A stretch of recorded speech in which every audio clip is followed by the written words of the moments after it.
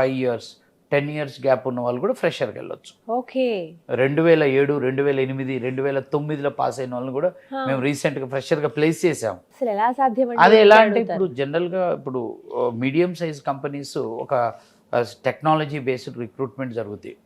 .NET నేర్చుకున్న వాళ్ళ కోసం చూస్తారు, జావా నేర్చుకున్న వాళ్ళ కోసం చూస్తారు. అలా చూసినప్పుడు అంత అంటే 100% ఖచ్చితంగా నా 22 పాస్డ్ 23 పాస్డ్ ఉండాలనేది ఖచ్చితంగా అన్ని కంపెనీస్ అయితే చూడవు. మేము చూసిన దాన్ని బట్టి కొన్ని కంపెనీస్ చూస్తాయి, కొన్ని కంపెనీస్ వరకు గ్యాప్ ఉన్నా పర్వాలేదు, ఆ టెక్నాలజీలో ఎక్స్పర్టైజా కాదా చూస్తారు.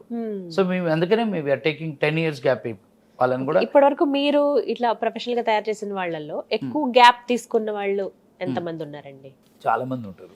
అవునా? ఇప్పుడు ఉన్న బ్యాచ్ లో మీరు 200 మందిలో 50 మంది గ్యాప్ ఉన్న వాళ్ళే ఉంటారు. ఎన్ని ఇయర్స్ గ్యాప్ ఉంటుంది? 23 కదా, 2009 10 11 12 పాస్